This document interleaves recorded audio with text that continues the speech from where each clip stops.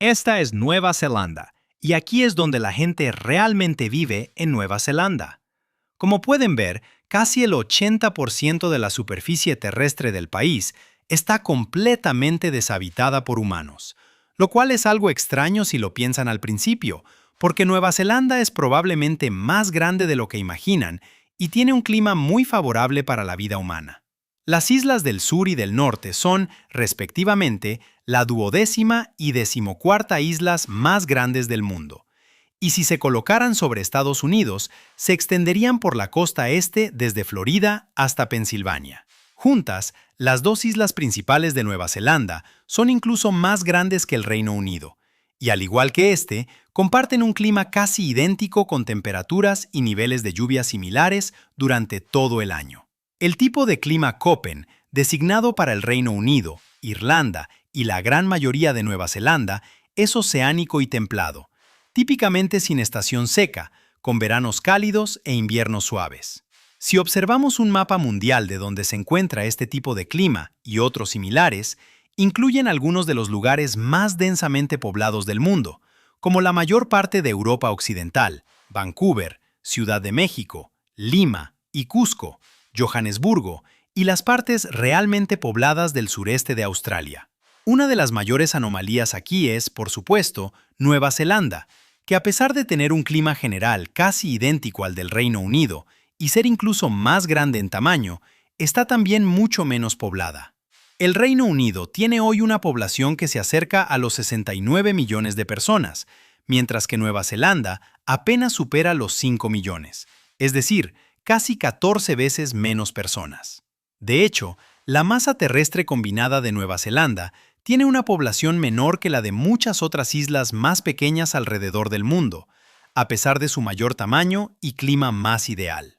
Esto se evidencia aún más en islas más pequeñas como Java, Honshu y Gran Bretaña, todas ellas menores que Nueva Zelanda, y sin embargo, con órdenes de magnitud más personas viviendo en ellas.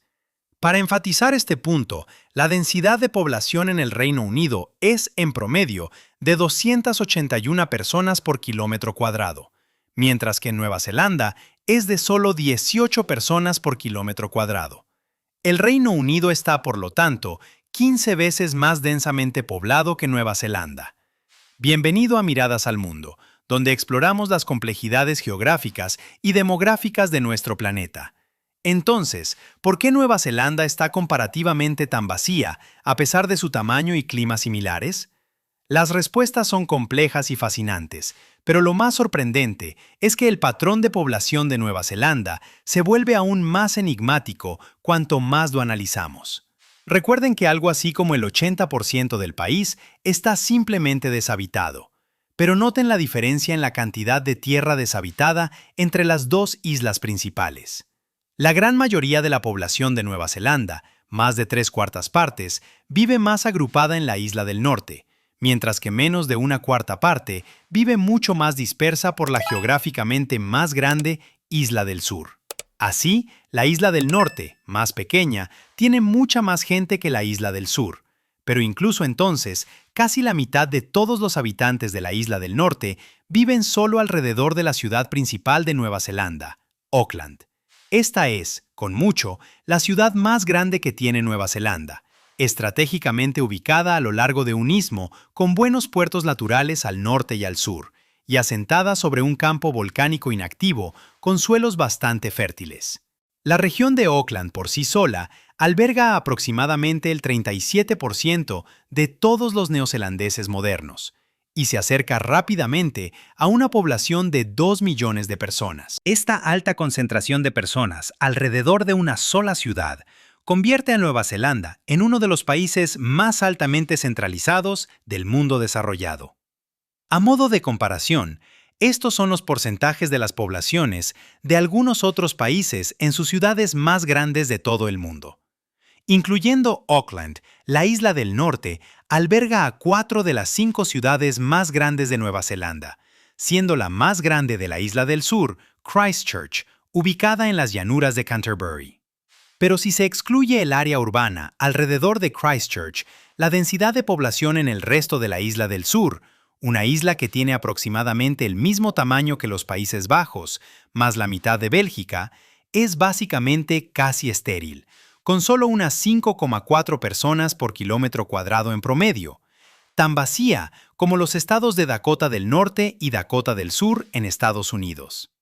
Y esto es realmente extraño hoy, porque históricamente, en los siglos XIX y principios del XX, fue la isla del sur la que tuvo más gente que la isla del norte. El factor más grande y obvio que explica la relativa desolación de Nueva Zelanda es simplemente su extremo aislamiento del resto del mundo. Hay algunos cartógrafos que prefieren dividir el planeta en dos mitades separadas, el hemisferio terrestre y el hemisferio acuático. Y dentro del hemisferio acuático, Nueva Zelanda se encuentra casi directamente en el centro. La masa terrestre grande más cercana a ellos es, por supuesto, Australia, pero están separados por casi 2.000 kilómetros a través del océano abierto del mar de Tasmania. Y aparte de eso, son solo islas dispersas, la Antártida, u océano abierto y vacío por miles de kilómetros en cada dirección. Incluso hoy, debido a que hay tan poca actividad, el tráfico aéreo y marítimo alrededor del Pacífico Sur es el punto más vacío del globo. Todavía se necesita un vuelo de casi 4 horas solo para saltar entre Auckland y Sydney, lo que es comparable a un vuelo entre Londres y Atenas a través de toda Europa. Y ese es solo el vecino más cercano de Nueva Zelanda. Para la mayor parte de Europa, Nueva Zelanda es, literalmente, el lugar más lejano al que se puede llegar sin salir del planeta mismo, en el espacio, porque Nueva Zelanda existe precisamente en el lado opuesto del mundo de gran parte de la España y Portugal modernos. Simplemente lleva tiempo que la gente llegue o salga de Nueva Zelanda, incluso en el siglo XXI. Y es debido a este aislamiento extremo del resto del mundo que Nueva Zelanda estaba destinada a convertirse en la última gran masa terrestre habitable de la superficie de la Tierra en ser descubierta por los humanos. Permaneció como un ecosistema aislado, perfectamente intacto por los humanos a lo largo de toda la historia y la civilización, hasta que un grupo de exploradores polinesios probablemente la encontró por pura casualidad en algún momento durante el siglo XIII, aproximadamente al mismo tiempo que Gengis Khan y los mongoles arrasaban Eurasia. A partir de ahí, a lo largo de siglos, los primeros colonos polinesios desarrollaron una cultura única propia, los maoríes, y permanecieron sin ser molestados en las islas por otros humanos del mundo exterior hasta mediados del siglo XVII, cuando un marinero holandés se convirtió en el primer no polinesio en descubrirlos y visitarlos. Pero el contacto europeo sostenido y duradero con las islas no comenzó realmente hasta más tarde, en 1769, cuando el marinero británico Capitán Cook visitó las islas casi 5 siglos después de que los maoríes las hubieran descubierto y colonizado por primera vez. En pocas palabras, otras islas alrededor del mundo como Gran Bretaña, Java, Honshu y muchas otras, simplemente han tenido mucho más tiempo para desarrollar y expandir sus poblaciones que Nueva Zelanda. Muchas de estas islas han sido habitadas por humanos durante decenas de miles de años, simplemente porque existen más cerca de los bordes de las principales masas continentales, y por lo tanto, fueron descubiertas por personas milenios antes que Nueva Zelanda. Tan recientemente como el siglo XIII, la población humana de Nueva Zelanda era literalmente cero, mientras que otras islas medievales como Japón y Gran Bretaña ya contaban con millones de habitantes, aproximadamente donde Nueva Zelanda se encuentra hoy en el siglo XXI. Tener más gente para empezar simplemente significa tener más gente más tarde, ya que hay más personas disponibles para reproducirse.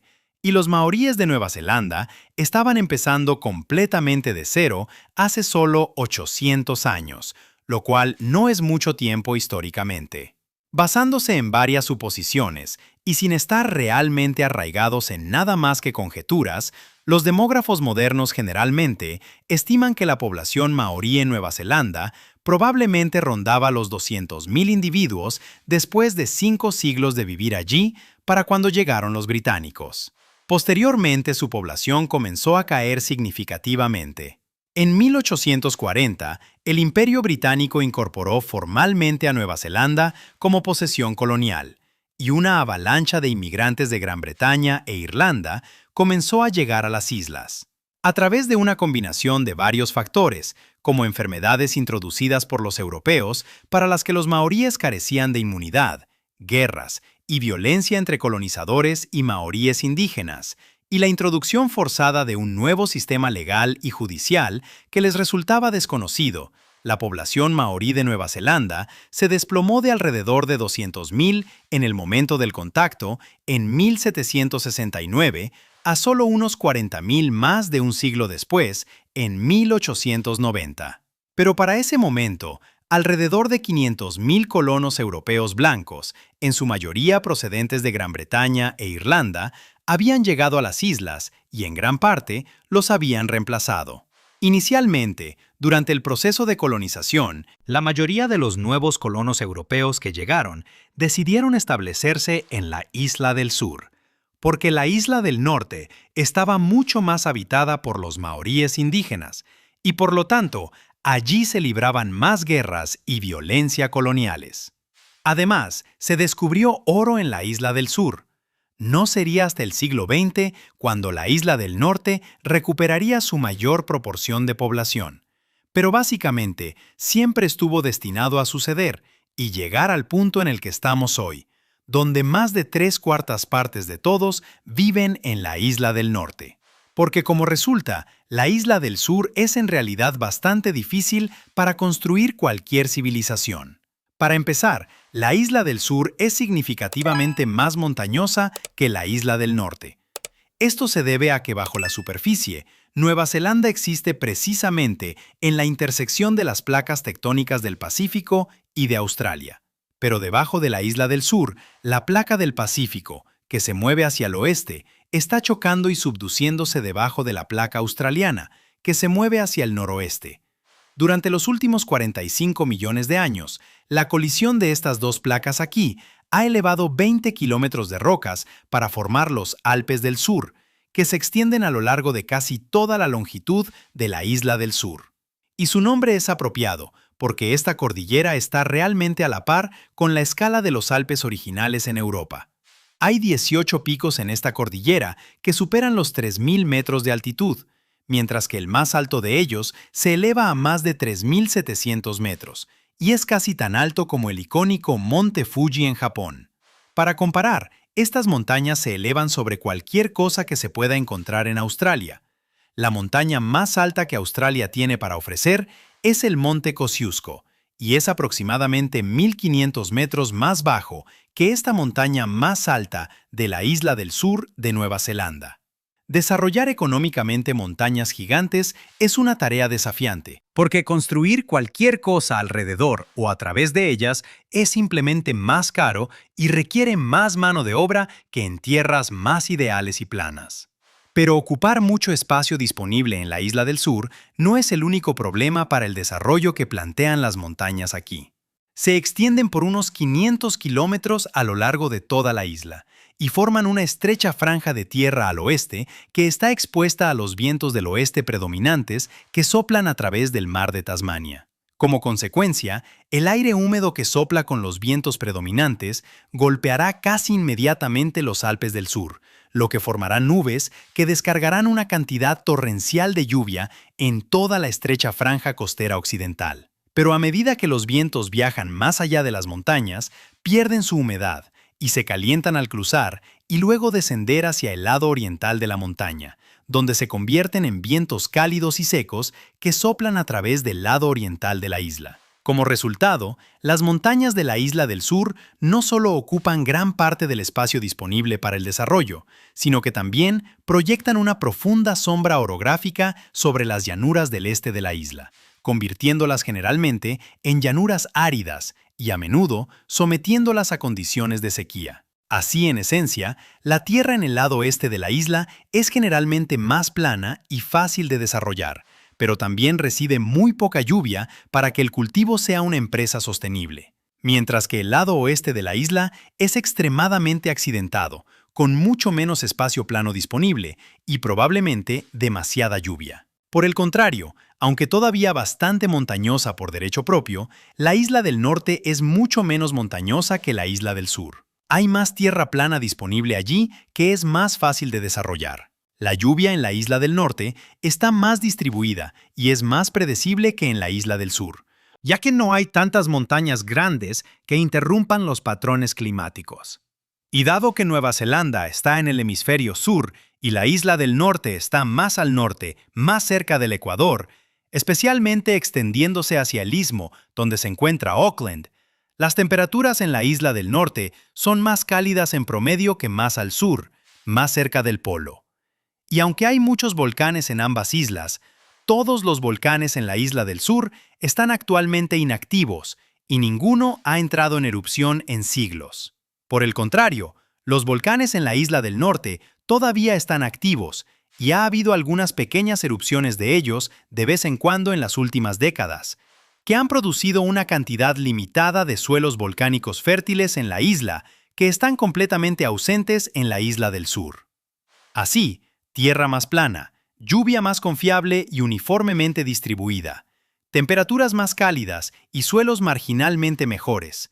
Todo esto significa una mejor capacidad para la agricultura y una mejor capacidad para simplemente sostener a más personas en la isla del norte. Y así, después de que el oro en la isla del sur se agotó y la violencia en la isla del norte terminó, fue solo cuestión de tiempo antes de que la isla del norte terminara con más de 3/4 partes de la población total. No obstante, no es que la isla del norte posea una enorme capacidad para albergar a mucha gente. Aunque el vulcanismo activo introduce algunas cantidades de minerales en los suelos de la isla del norte, estas erupciones no ocurren con mucha frecuencia y suelen ser eventos bastante menores. Ha habido un total de solo 13 erupciones volcánicas significativas en toda Nueva Zelanda durante los últimos 1800 años de historia. La isla del norte por sí misma solo ha visto 4 erupciones muy menores en el último siglo, mientras que la isla del sur, por supuesto, ha visto exactamente 0. Por el contrario, Japón experimenta un promedio de 15 eventos volcánicos cada año, mientras que solo un volcán de las decenas de volcanes activos en la isla indonesia de Java ha entrado en erupción 6 veces solo desde 2018. Como resultado, los suelos de varias islas indonesias y japonesas reciben más minerales depositados con mayor frecuencia de toda la ceniza que cae de los volcanes, y por lo tanto son simplemente más fértiles y más fáciles de cultivar que en Nueva Zelanda, donde el vulcanismo es más inactivo y rara vez ocurre, y donde los suelos, en consecuencia, son fertilizados naturalmente con mucha menos frecuencia. En última instancia, debido a todas las montañas, volcanes inactivos, colinas y llanuras áridas que ocupan la mayor parte del espacio, acompañadas de patrones de lluvia extraños y la falta de muy buen suelo, la gran mayoría de Nueva Zelanda simplemente no es muy buena para el cultivo comercial. Menos del 2% de la masa terrestre total del país se considera realmente cultivable y apta para el cultivo, un porcentaje que es comparable a países como Jordania y Somalia, cada uno de los cuales existe en gran parte en un entorno desértico mucho más hostil. Pero a diferencia de esos países en el desierto, si bien la tierra de Nueva Zelanda no es en su mayoría muy adecuada para el cultivo, su clima templado, el agua fácilmente disponible en algunos lugares y las abundantes pasturas la hacen en gran parte perfecta para el pastoreo y la cría de ganado. Así que, en lugar de cultivar, Nueva Zelanda simplemente introdujo una gran cantidad de vacas y ovejas y construyó toda su industria agrícola a partir de animales. El dicho de que hay más ovejas en Nueva Zelanda que humanos es muy cierto debido a este factor. Hoy hay casi 27 millones de ovejas en las islas, en comparación con solo 5,1 millones de humanos. Y con las ovejas, Nueva Zelanda encontró su nicho perfecto en el mercado mundial, porque ahora son el exportador número 1 de productos de oveja, como lana y carne de cordero en el mundo. Pero esa ni siquiera es su exportación más grande. Nueva Zelanda también tiene más del doble de vacas en sus islas que personas, y por eso son los productos lácteos que producen de todas estas vacas los que constituyen su mayor exportación individual. Así, A pesar de que solo el 2% de su tierra se considera cultivable, el 55% de la tierra de Nueva Zelanda se sigue utilizando para la agricultura de todos modos. Simplemente se utiliza casi en su totalidad para la cría de animales en lugar de para el cultivo. De alguna manera, la geografía de Nueva Zelanda la obligó a convertirse básicamente en un rancho europeo offshore. Después de que el oro se agotara a finales del siglo XIX, no había realmente otros minerales lucrativos para extraer, ni petróleo y gas para extraer y vender a los mercados mundiales. Su muy limitada capacidad para cultivar y su lejanía del resto del mundo aseguraron centralmente que, a pesar de su gran tamaño geográfico, las islas siempre tendrían una población bastante pequeña. Y una población pequeña, más la gran distancia de los tres principales mercados de consumo globales en Europa, Asia Oriental y América del Norte, significó que Nueva Zelanda nunca podría desarrollar un sector manufacturero competitivo, como ocurrió en otros estados insulares como Japón y el Reino Unido, que pueden producir mucha más comida para sostener a más gente y/o están más cerca de los principales mercados de consumo para exportar sus productos terminados. Así, la única capacidad de Nueva Zelanda para generar capital a través de las exportaciones era mediante la cría de recursos animales biológicos como ovejas y vacas, que producen muy bien, y comerciar a cambio de productos manufacturados, petróleo y gas. De hecho, Nueva Zelanda ahora produce tanta comida a través de este proceso que produce lo suficiente para alimentar a alrededor de 40 millones de personas al año, u 8 veces su propia población. Obviamente, no necesitan tanta comida, por lo que el 95% se exporta a más de 100 países diferentes en todo el mundo, lo que en 2019 les generó más de 46,000 millones de dólares neozelandeses en ingresos. La ganadería es el pilar principal de las exportaciones de Nueva Zelanda.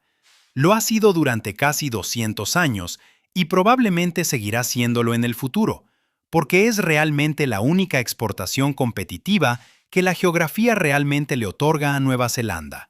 Pero debido a que ese es el caso, la ganadería ocupa más de la mitad de la tierra disponible total de Nueva Zelanda y, por lo tanto, limita aún más la capacidad de las personas para dispersarse y establecerse en las islas. Y luego, al igual que en el resto del mundo desarrollado, las tasas de natalidad de Nueva Zelanda también han caído por debajo del nivel de reemplazo natural, pero no han estado allí tanto tiempo como en otros países. Tan recientemente como en 2010, la tasa de natalidad en Nueva Zelanda era todavía de 2,1 hijos por mujer en promedio, precisamente el nivel requerido para mantener estable la población. A partir de 2022, la tasa ha disminuido ligeramente por debajo del nivel de reemplazo a 1,8 hijos por mujer, pero eso sigue siendo más alto que en muchos otros países desarrollados como Alemania, Italia, Japón y Corea del Sur. Y a diferencia de Japón y Corea del Sur, Nueva Zelanda tiene y sigue teniendo una larga historia de inmigración a las islas desde el extranjero. Nueva Zelanda misma es una sociedad de colonos, donde ningún ser humano de hoy tiene ascendencia directa de las islas que se remonte más allá de 800 años, y donde casi toda la población de ascendencia europea ni siquiera tiene ascendencia allí que se remonte a 200 años. A lo largo de su historia desde 1840, cuando los británicos iniciaron el periodo de inmigración masiva, la mayor parte del crecimiento demográfico de Nueva Zelanda siempre ha provenido de inmigrantes. Pero el ritmo de la inmigración ha comenzado a crecer aún más rápido recientemente. Durante aproximadamente un siglo después de que los británicos iniciaran la migración masiva a Nueva Zelanda, se implementaron políticas racistas que restringían deliberadamente el número de inmigrantes no blancos permitidos en las islas, lo que mantuvo el número de inmigrantes entrantes artificialmente limitado y el crecimiento restringido. Después de todo, solo había realmente tantos europeos blancos que querían desarraigar sus vidas y viajar al otro extremo del mundo para una nueva vida en Nueva Zelanda. Por lo tanto, pasaron siglos después de su descubrimiento inicial por los maoríes para que Nueva Zelanda siquiera alcanzara el 1 millón de personas, alrededor de 1911. Las políticas racistas que restringían el número de no blancos que llegaban solo se relajaron después de la Segunda Guerra Mundial, y así pasaron otros 45 años desde el 1.000.000 de personas para que alcanzaran los 2 millones, luego otros 20 años para alcanzar los 3 millones, y luego otros 30 años para alcanzar los 4 millones. Pero después de que se alcanzaron los 4 millones de personas en 2006, solo se necesitaron apenas 14 años más para agregar otro 1.000.000 de personas y alcanzar los 5 millones para 2020. Y la gran mayoría de todo ese crecimiento reciente provino de la inmigración de nuevos lugares. A partir de 2008, el gobierno de Nueva Zelanda estableció un objetivo de 45.000 nuevos inmigrantes al país al año, más una tolerancia adicional de hasta 5.000 más. Solo entre 2013 y 2018, 270.000 nuevos inmigrantes llegaron a Nueva Zelanda desde el extranjero. El Reino Unido sigue representando el país individual más grande de donde provienen los inmigrantes a Nueva Zelanda, ya que los antiguos residentes del Reino Unido todavía representan aproximadamente 1 de cada 20 personas en el país. Pero la mayoría de los inmigrantes hoy ya no provienen de Europa en su conjunto. Ahora vienen de Asia, y principalmente de China, India y Filipinas.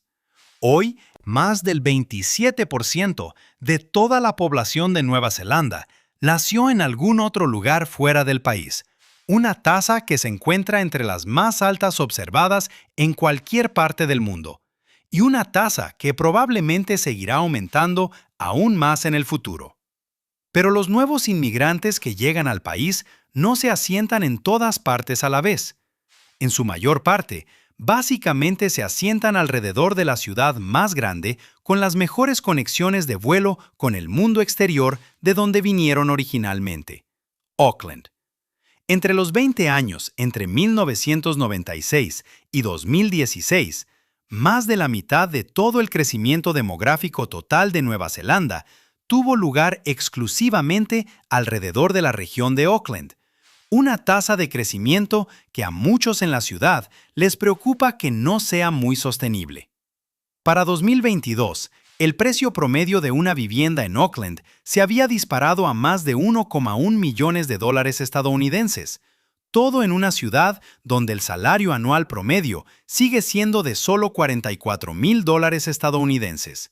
Esa es una proporción en la que el precio promedio de una vivienda en la ciudad cuesta 25 años del salario promedio, lo que convierte a Auckland en una de las ciudades menos asequibles para poseer una vivienda en el mundo. Así que, si bien es cierto que la mayor parte de Nueva Zelanda permanece bastante vacía, la mayor parte simplemente no es posible de habitar por todas las razones explicadas en este video. Y las pequeñas partes del país que sí están habitadas ya están luchando por proporcionar suficientes viviendas para las personas que ya están allí. En el futuro, quién sabe cuánto más pobladas se volverán estas fascinantes y aisladas islas. Pero las cuotas de Nueva Zelanda sobre el número de personas que permiten cada año están arraigadas en un pensamiento lógico y científico. Entienden mejor que nadie hoy las limitaciones naturales que sus islas ofrecen y las realidades con las que realmente tienen que trabajar.